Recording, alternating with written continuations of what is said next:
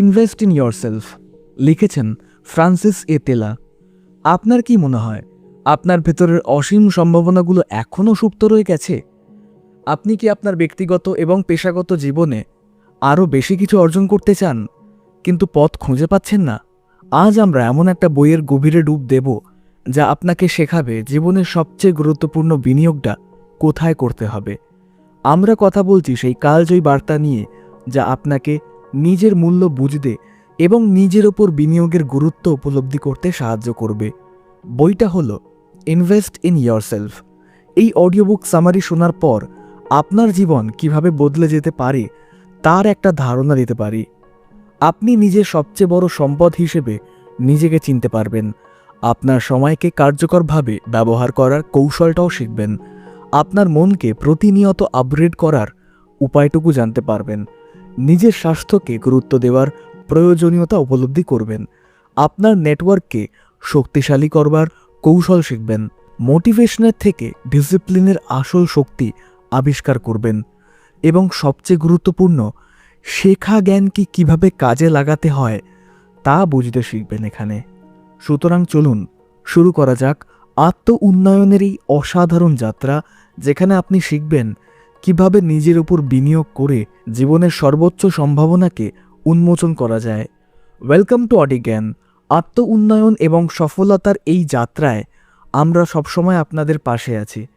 এই মূল্যবান audio book সামারিটা শোনার সময় যদি কোনো অংশ আপনার মন ছুঁয়ে যায় বা আপনাকে অনুপ্রাণিত করছে, তাহলে অবশ্যই একটা লাইক দেবেন।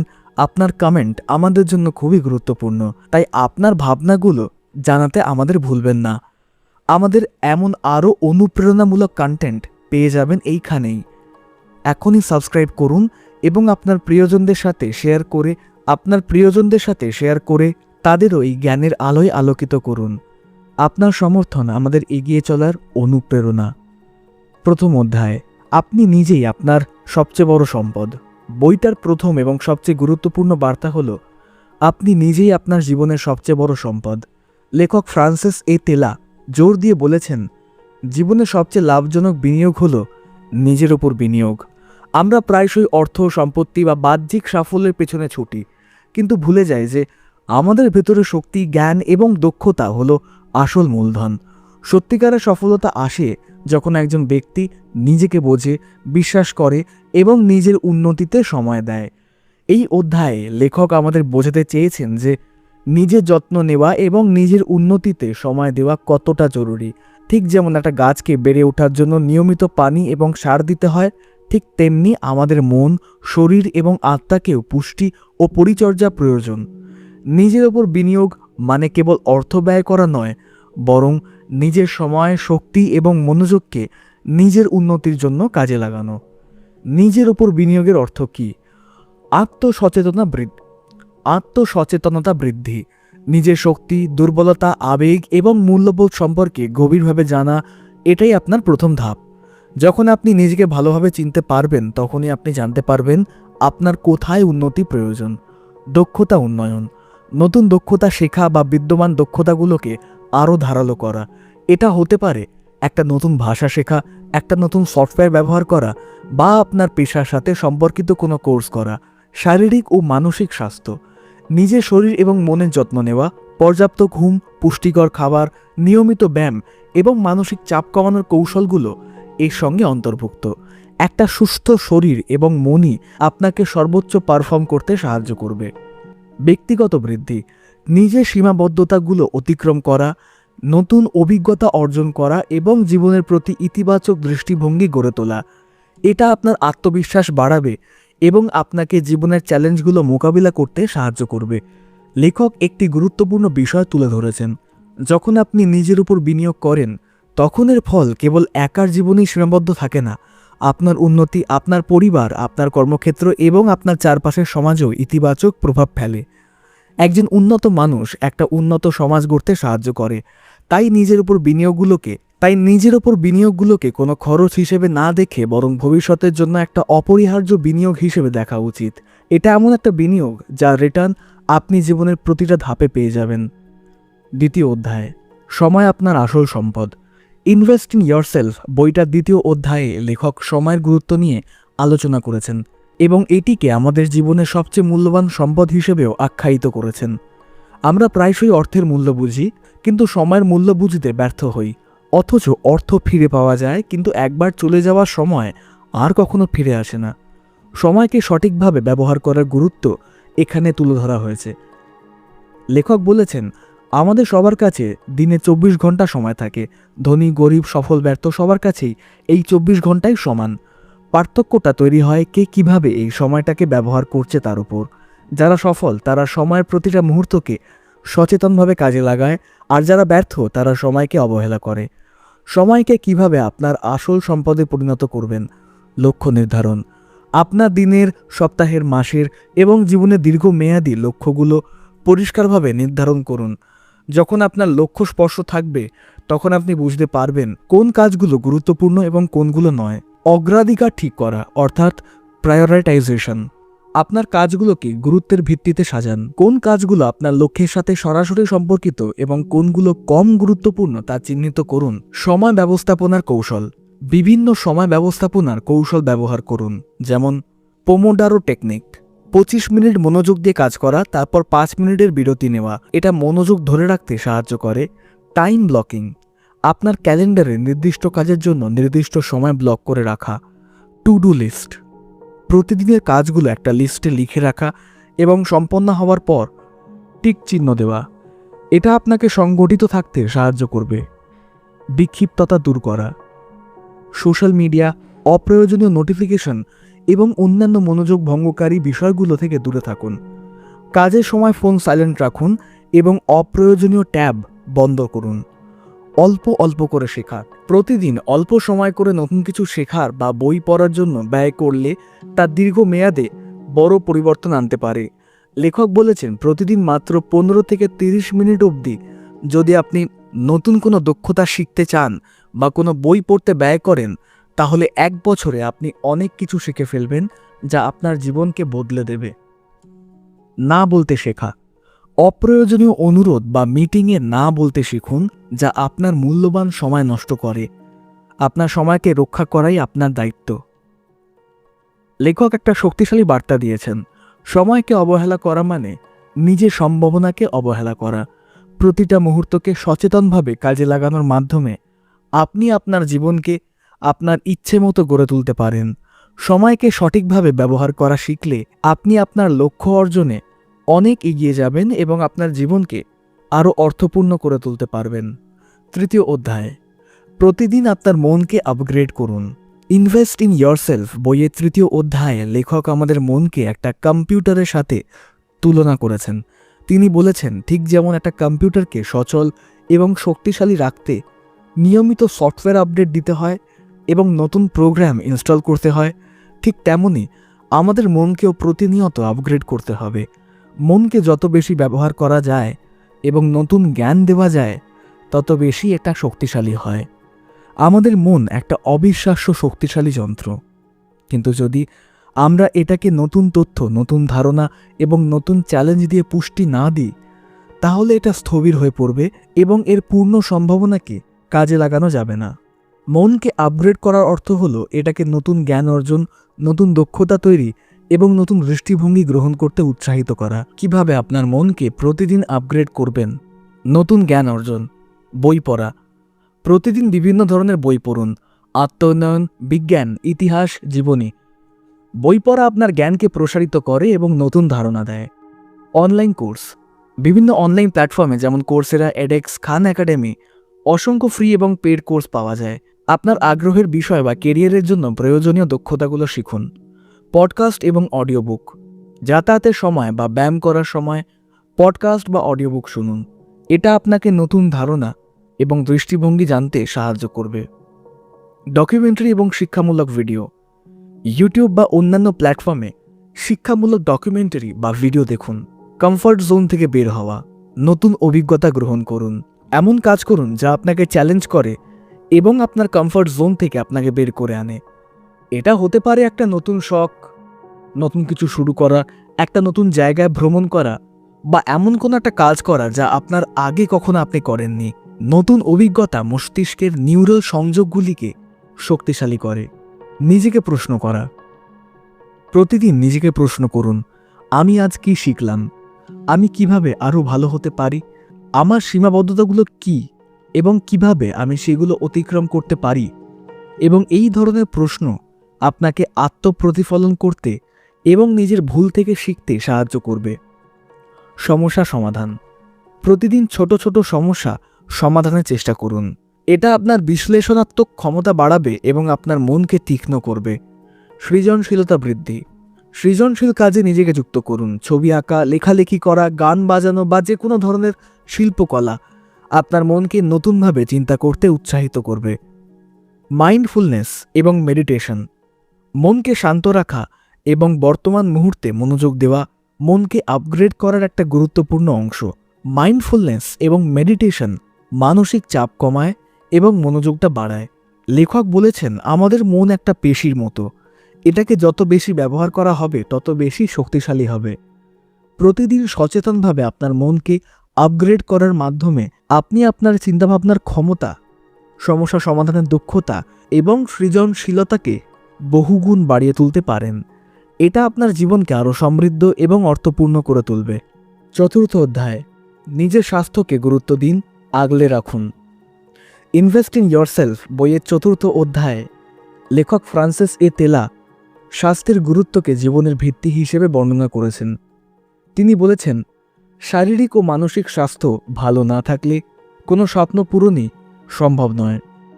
আমরা প্রায়শই আমাদের স্বাস্থ্যকে অবহেলা করি, কিন্তু লেখক জোর দিয়ে বলেছেন যে স্বাস্থ্য হলো আপনার জীবনের সবচেয়ে গুরুত্বপূর্ণ বিনিয়োগ।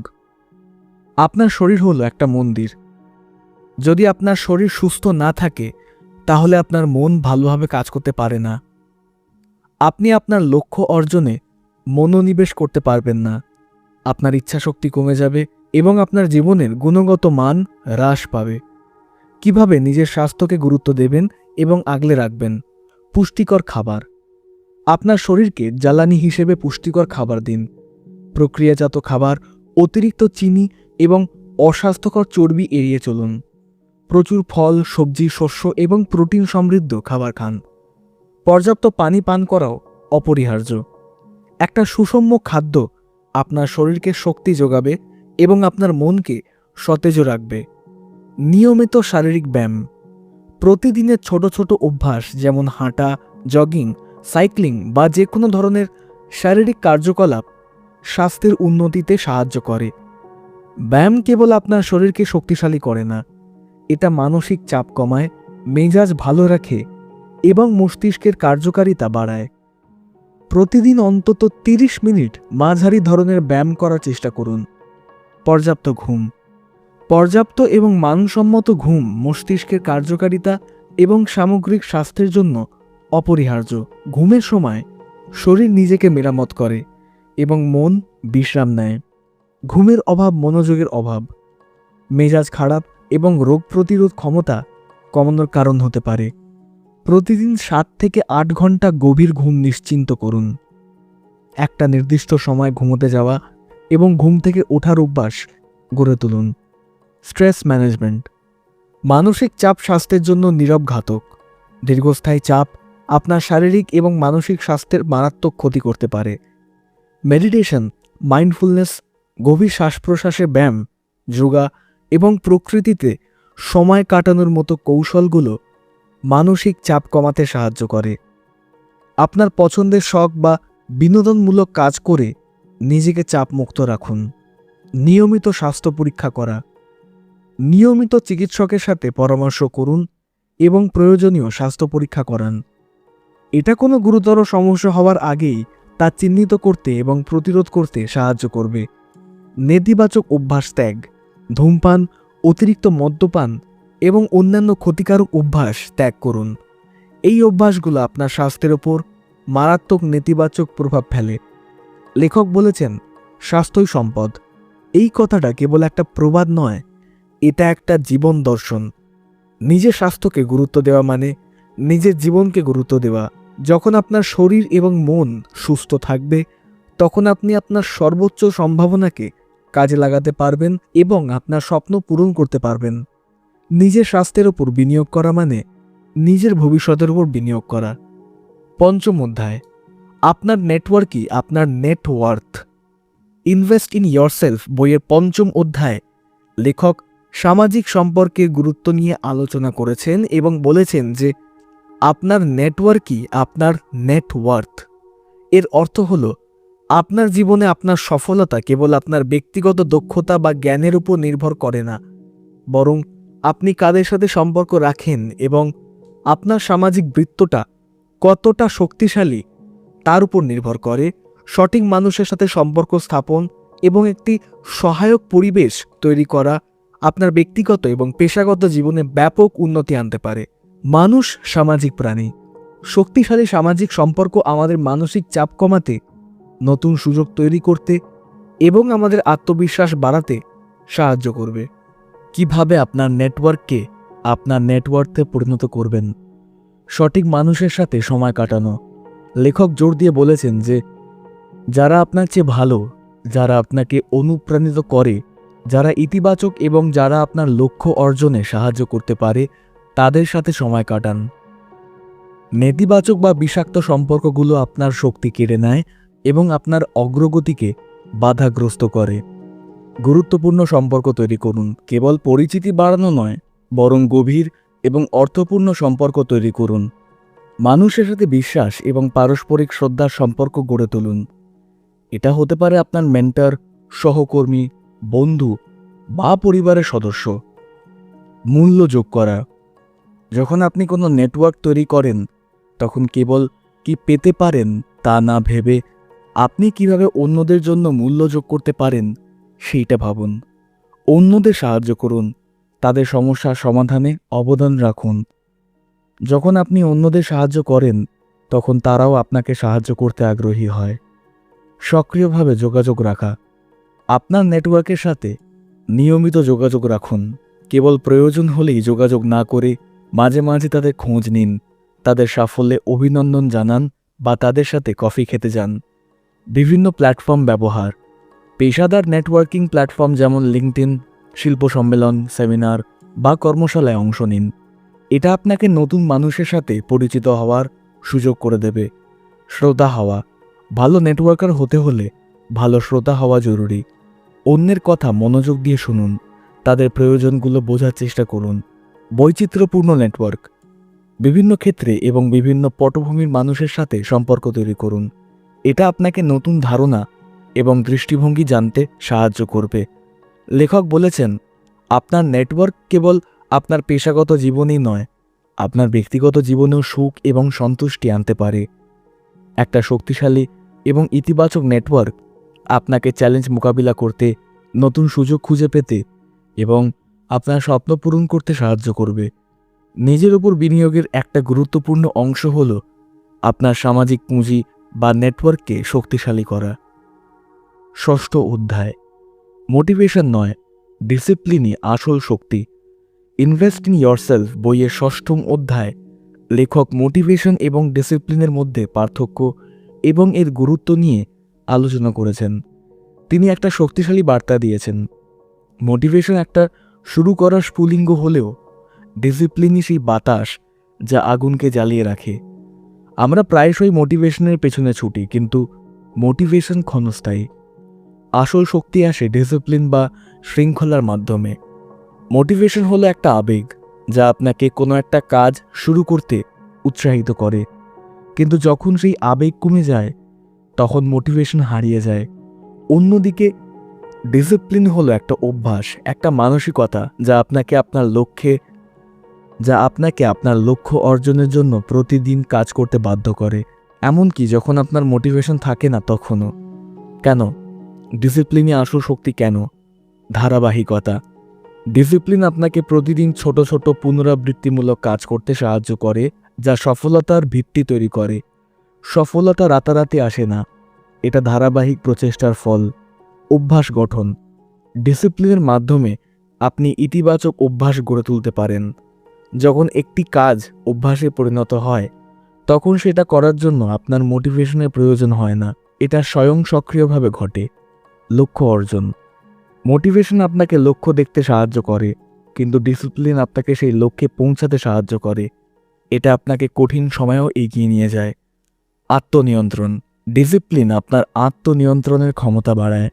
এটা আপনাকে তাৎক্ষণিক তৃপ্তি ত্যাগ করে দীর্ঘমেয়াদী লক্ষ্যের দিকে মনোনিবেশ করতে সাহায্য করে। মানসিক দৃঢ়তা। ডিসিপ্লিন আপনাকে মানসিক দৃঢ়তা তৈরি করতে সাহায্য করে। এটা আপনাকে ব্যর্থতা থেকে শিখতে এবং আবার চেষ্টা করতে উৎসাহিত করে। কিভাবে ডিসিপ্লিন গড়ে তুলবেন? ছোট থেকে শুরু করুন। বড় লক্ষ্য নিয়ে শুরু না করে ছোট ছোট অর্জনযোগ্য লক্ষ্য নির্ধারণ করুন। প্রতিদিন একটা ছোট কাজ করার অভ্যাস গড়ে তুলুন, যেমন প্রতিদিন 10 মিনিট ব্যায়াম করা বা 5টা পৃষ্ঠা বই পড়া। রুটিন তৈরি করুন। আপনার দিনের একটা নির্দিষ্ট রুটিন তৈরি করুন এবং সেটা মেনে চলুন। রুটিন আপনার মস্তিষ্কে অভ্যাসের জন্য প্রস্তুত করে। দায়বদ্ধতা। নিজেকে কারোর কাছে দায়বদ্ধ রাখুন। এটা হতে পারে একজন বন্ধু, একজন মেন্টর বা একটা গ্রুপ। যখন আপনি কারোর কাছে দায়বদ্ধ থাকেন তখন আপনার ডিসিপ্লিন বজায় রাখা সহজ হয়। পুরস্কার। যখন আপনি আপনার ডিসিপ্লিন মেনে একটা কোনো কাজ সম্পন্ন করেন তখন নিজেকে ছোট পুরস্কার দিন। এটা আপনার মস্তিষ্ককে ইতিবাচকভাবে শক্তিশালী করবে। ব্যর্থতা থেকে শিখুন। যদি কোনো দিন আপনি আপনার ডিসিপ্লিন মেনে চলতে না পারেন তাহলে হতাশ হবেন না। সেদিন থেকে শিখুন এবং পরের দিন আবার চেষ্টা করুন। কেন করছেন তা মনে রাখুন। আপনার লক্ষ্য এবং কেন আপনি এই ডিসিপ্লিন মেনে চলেছেন তা সবসময় মনে রাখুন। এটা আপনাকে কঠিন সময় অনুপ্রেরণা দেবে। লেখক বলেছেন, মোটিভেশন আপনাকে শুরু করতে সাহায্য করে, কিন্তু ডিসিপ্লিন আপনাকে শেষ করতে সাহায্য করবে। জীবনে সত্যিকারের এবং দীর্ঘস্থায়ী সফলতা অর্জন করতে হলে মোটিভেশনের উপর নির্ভর না করে ডিসিপ্লিনকে আপনার জীবনের মূল ভিত্তি হিসেবে গড়ে তুলতে হবে। 7ম অধ্যায়, শেখো, কাজে লাগাও, আবার শেখো। ইনভেস্ট ইন ইয়রসেলফ বইয়ের শেষ অধ্যায়ে লেখক ফ্রান্সিস এ তেলা শেখার গুরুত্ব এবং শেখা জ্ঞানকে বাস্তবে প্রয়োগ করার উপর জোর দিয়েছেন। তিনি বলেছেন, জ্ঞান তখনই মূল্যবান যখন তা বাস্তবে প্রয়োগ করা হয়। শুধু শেখা নয়, শেখার পর তা কাজে লাগানো এবং বারবার চর্চা করার মাধ্যমে অভ্যাস করে ওঠে এবং জীবনে পরিবর্তন আসে। আমরা প্রায়শই প্রচুর বই পড়ি, ভিডিও দেখি, কোর্স করি, কিন্তু সেই জ্ঞানকে আমাদের দৈনন্দিন জীবনে বা কর্মক্ষেত্রে প্রয়োগ করি না। লেখক এই প্রবণতাকে জ্ঞান সংগ্রহ হিসেবে আখ্যায়িত করেছেন, যা আসলে কোনো কাজে আসে না যতক্ষণ না তা বাস্তবে প্রয়োগ করা হয়। শেখো, কাজে লাগাও, আবার শেখো। এই চক্রের গুরুত্ব। শেখো, লার্ন। এটা হলো নতুন তথ্য, ধারণা বা দক্ষতা অর্জন করা।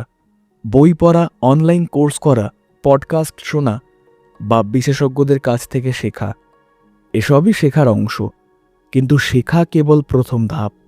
কাজে লাগানো, অ্যাপ্লাই, শেখা জ্ঞানকে বাস্তবে প্রয়োগ করা, এটাই সবচেয়ে গুরুত্বপূর্ণ ধাপ। আপনি যা শিখেছেন তা আপনার দৈনন্দিন জীবনে, আপনার কর্মক্ষেত্রে বা আপনার ব্যক্তিগত সম্পর্কে প্রয়োগ করুন। উদাহরণস্বরূপ, যদি আপনি সময় ব্যবস্থাপনার কৌশল শিখে থাকেন তাহলে সেগুলোকে আপনার দিনের রুটিনে প্রয়োগ করুন। যদি আপনি যোগাযোগ দক্ষতা শিখে থাকেন তাহলে আপনার কথোপকথনে সেগুলোকে ব্যবহার করুন। আবার শেখা, লার্ন আগেন। জ্ঞানকে প্রয়োগ করার পর তার ফলাফল বিশ্লেষণ করুন। কি কাজ করেছে এবং কি কাজ করেনি সেটা বুঝুন। আপনার ভুল থেকে শিখুন এবং আপনার পদ্ধতিগুলোকে উন্নত করুন। এই প্রক্রিয়াটি আপনাকে আরও গভীর জ্ঞান এবং দক্ষতা অর্জনে সাহায্য করবে। এটা একটা পুনরাবৃত্তি চক্র, যেখানে প্রতিটা প্রয়োগ আপনাকে নতুন কিছু শেখার সুযোগ করে দেয়। কেন এই চক্র অপরিহার্য? প্রথম, বাস্তব পরিবর্তন। কেবল শেখার মাধ্যমে কোনো পরিবর্তন আসে না। পরিবর্তন আসে যখন আপনি শেখা জ্ঞানকে কাজে লাগান। দক্ষতা উন্নয়ন। কোনো দক্ষতা কেবল শেখার মাধ্যমে আসে না, এটা আসে বারবার চর্চা এবং প্রয়োগের মাধ্যমে। আত্মবিশ্বাস বৃদ্ধি। যখন আপনি শেখা জ্ঞানকে সফলভাবে প্রয়োগ করতে পারেন তখন আপনার আত্মবিশ্বাস বাড়ে। সমস্যার সমাধান। শেখা জ্ঞানকে প্রয়োগ করার মাধ্যমে আপনি বাস্তব জীবনের সমস্যাগুলোকে আরও কার্যকরভাবে সমাধান করতে পারেন। অভ্যাস গঠন। বারবার প্রয়োগের মাধ্যমে নতুন জ্ঞান আপনার অভ্যাসে পরিণত হয়, যা আপনার জীবনের একটা অবিচ্ছেদ্য অংশ হয়ে যায়। লেখক বলেছেন, জীবনের প্রকৃত সফলতা আসে যখন আমরা শেখা এবং প্রয়োগের এই চক্রকে আমাদের জীবনের এক অবিচ্ছেদ্য অংশে পরিণত করি। প্রতিটা নতুন জ্ঞানকে একটা সুযোগ হিসেবে দেখুন, যা আপনাকে আরও ভালো কিছু করতে সাহায্য করবে। নিজের ওপর বিনিয়োগের এই শেষ অধ্যায়টা আমাদের শেখায়, জ্ঞান কেবল তথ্য নয়, এটা একটা শক্তি যখন তা কার্যকরভাবে প্রয়োগ করা হয়। উপসংহার: নিজের ওপর বিনিয়োগ করুন, আপনার জীবনকে পরিবর্তন করুন। Invest in yourself. এই বইটা আমাদের জীবনের সবচেয়ে গুরুত্বপূর্ণ সত্যগুলোর এক একটিকে তুলে ধরেছে। আপনার সবচেয়ে মূল্যবান সম্পদ আপনি নিজেই।